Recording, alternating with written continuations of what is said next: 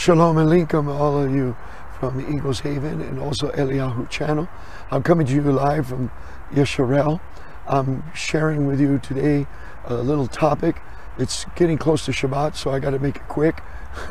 Over here by the walls and by some ruins, and I just want to share to you about the lost Kohan of the Zadok priesthood and a little bit of the history about this lost Kohan. And as I share with you this information, I just want to greet you in the name of Yahuwah, Yahushua HaMashiach, and I just want to share with you that I love you and thank you for tuning in to also Eagles Haven as well as Eliyahu'sChannel. As I share briefly this particular teaching of revelation and understanding, I'm going to read some things to you a little bit as I focus on these walls and some of the ruins, and I'll get the camera and kind of sway it around a little bit too, why I do so. But during the second temple built after the 70-year exile of Israel in 516 BC, during the reign of Darius the Great, the city was rebuilt again on 445 BCE under Melech Artaxerxes and of Persia. Jerusalem stayed under rulers freely under these different type of rulers of Persia and other rulers frequently until there was under a Macedonian control, all until 198 BCE.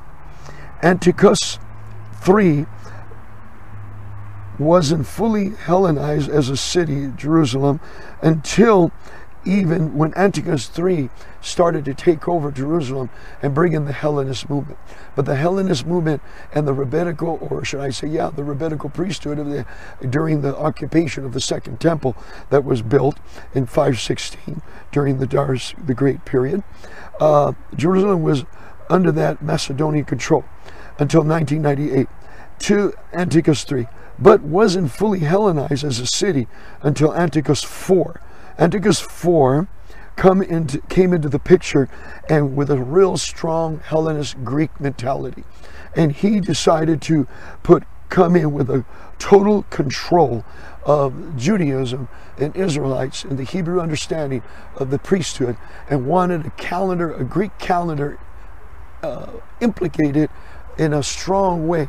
And as he started to do this, he actually implicated wanted this whole city of Jerusalem to be Hellenized, a state, Hellenized Jerusalem, Israel, initiated and get rid of the Hebrew calendar, and to change it to the pagan lunar calendar, which also resembles the pagan calendar of today of Julius Caesar, as well as the pagan calendar of Gregorian we have today.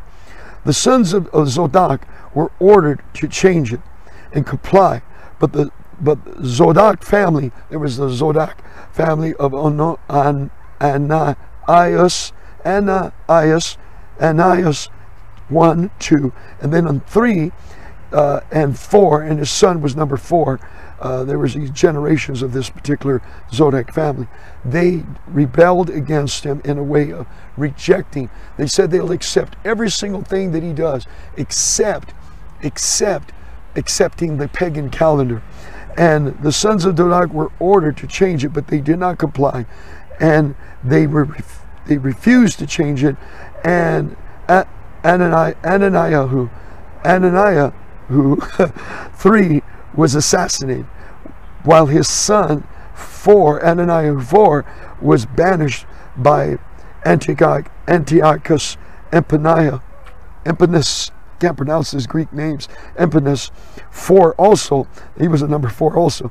And the sons of the Kohan of Zadok, all the sons of the Zadok household were banished from Jerusalem in Israel.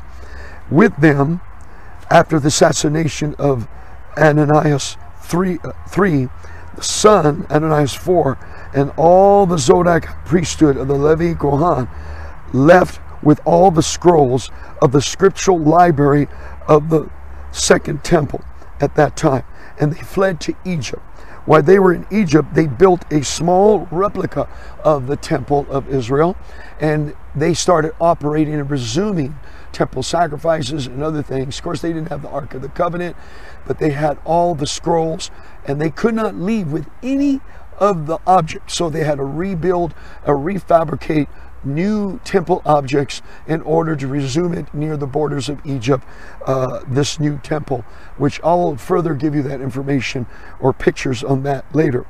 And so, and they took all the scrolls with them. Antiochus IV made the new priesthood all Hellenists.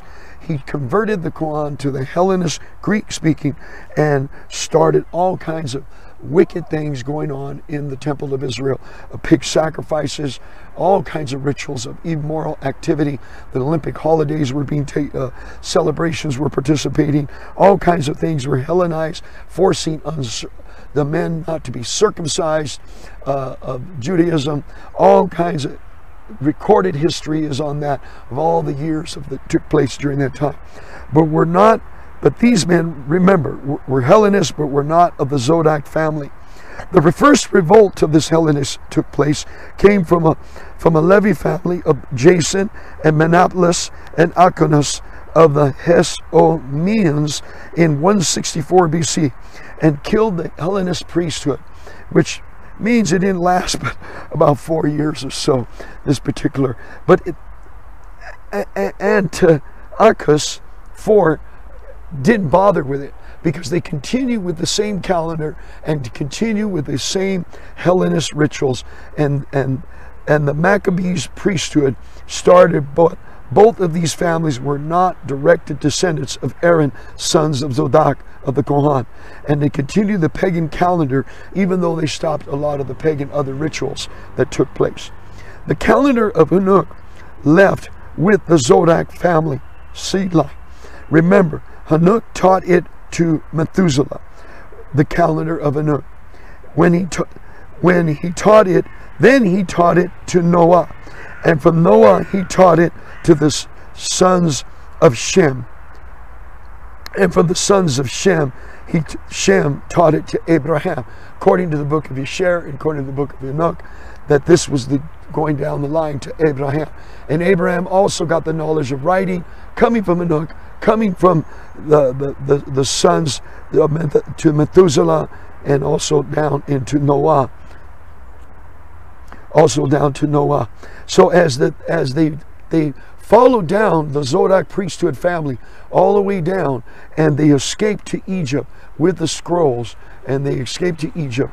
As they escaped to Egypt, during this pain, we must take for granted and understand that they were not Zadok Kohan. These are the same ones today, or should I say the rabbinical Judaism of the oral law. The Dead Sea Scrolls are now being led to believe come from the Zadok Kohan seed line. This is the new announcement that's going on here in Jerusalem concerning the information in 2014 of the Dead Sea Scrolls. The seed line of the same period that left Jerusalem during that exodism, when they were vanished and exiled out of the temple, and the Hellenist priesthood, two sorts of priesthoods came into being. So Hanukkah of the Maccabees, even though they destroyed and cleaned the temple, they continue with the pagan calendar, which we have inherited. No, I want you to note that the Essenes were believed to be a part of the Dead Sea Scrolls, but were not. Happened now to research, happened to be the group associated to the Dead Sea Scrolls at all. But because of the Catholic control of the Dead Sea Scrolls project ordered by Jordanian government during the time of its finding in 1946 throughout 56, and the Catholic priests that were established to help translate the Hebrew translations in the Greek, they went ahead and so I want you to take note that the Essenes were not the group associated to the Dead Sea Scrolls at all, but because of the Catholic control of the Dead Sea Scrolls project ordered by the Jordanian government during that period of 1946 and 1956, that particular period, the control they brought in, they did not bring Hebraic scholars and rabbi scholars, they only brought the Catholic and other neutral religious people of education to start the preparation of the Dead Sea Scrolls. And they presumed it was part of the essence, but the essence is nowhere in the Hebrew understanding of the scriptures of the Tanakh or Torah. Not even the essence is mentioned in any information in the Dead Sea Scrolls whatsoever.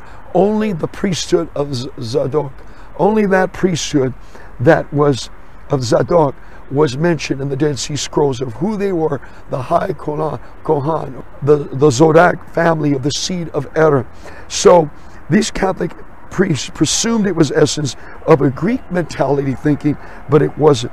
The Hebrew scrolls didn't even get control until after the Hebrew scholars, didn't even get control until after 1967 war with Jordan, and not available for reading until 1990.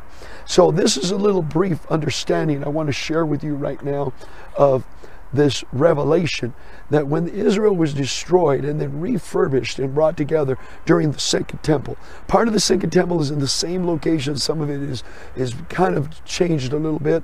But regardless, the stone slab of the sacrifice is still on top of the mount. So the Kohan today, we don't know for sure if they're part of the Aaron Zadok family seed line, because since they escaped and they buried the Dead Sea Scrolls, and they had many other scrolls that are not, how should I say, the rabbinical priesthood, they actually canonized what we have in the 24 scriptures today, of the 24 books, but in the Dead Sea Scrolls, accurately, there's only 23. One book of Ruth is left out because it didn't have the proper Kodesh name in it in order to be considered Kodesh book, to put in the Zadok scrolls of the Dead Sea Scrolls. So as this was taking place, you must understand this is a trip, what's going on here. So 2 times priesthoods changed since the Zadok family exodus and were thrust out of Jerusalem with all of the scrolls, and reacted priesthood in the borders of Egypt, and that remains archaeologically still there, which I'll show you some clips. But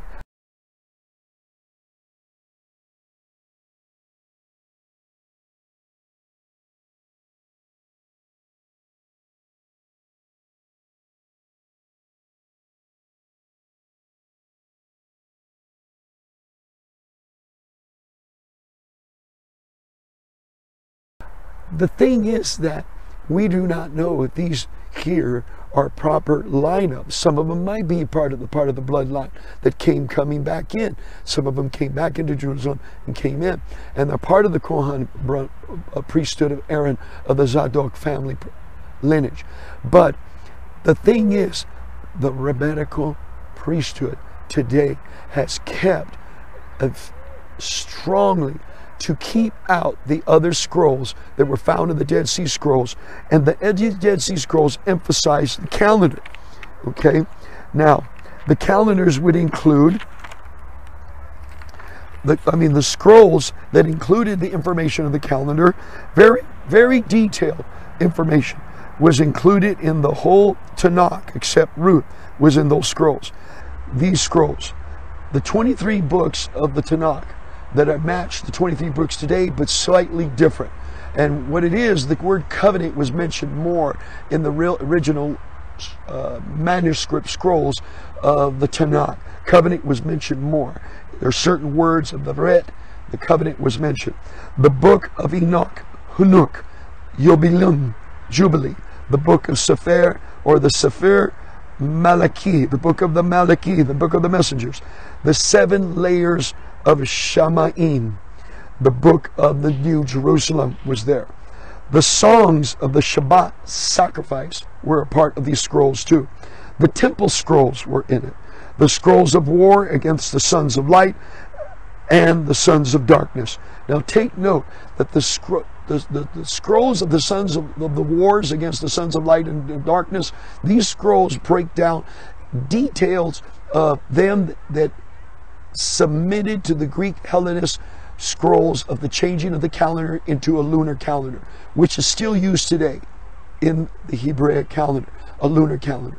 It was the solar calendar of Enoch that was slightly different, and using all the systems, but not using not nicknamed the lunar, but called the solar, with the stars, the soul, sun, moon, and other things that took note of to create the calendar. So the ones that followed the lunar were the darkness, and them that followed this, the Hunuk calendar was the sons of light. The books of the Meleki, the testimony of Levi, the testimony of Joshua, and etc., etc. There was many more scrolls that were in those 1,000 scroll manuscripts, copies, and in those scrolls they emphasized the calendar of Hanuk, showing in details how the calendar of Hanuk was operating and how it should be operated today again in the priesthood of Zadok. But because of what's going on, that this inherited lives from our forefathers, from the Kohan, from the Hellenists, from the Maccabees. And you know, we celebrate Hanukkah, which has a little fabricated story. We do celebrate it though, the rebuild or the cleansing of the temple. Hanukkah is in the scriptures as a Hebrew word for cleansing the temple, which is good word, and it's a good celebration, but there was added information later on in it. So I wanted to share this with you. This is a brief broadcast of Eliyahu coming to you live from Jerusalem, from the walls of Jerusalem, sharing this particular testimony of witness of what's coming in from the information from the Dead Sea Scrolls here in Jerusalem. And I just love you in all barakat and barakot from Eagles Haven and from Eliyahu'sChannel, to all the Mishpocha, to all the Goy, to all the Goyim coming and grafting in, to all the Gur and the Goyim coming in, and all of them that are coming into the knowledge of being grafted into the house of Israel. I greet you all and say shalom.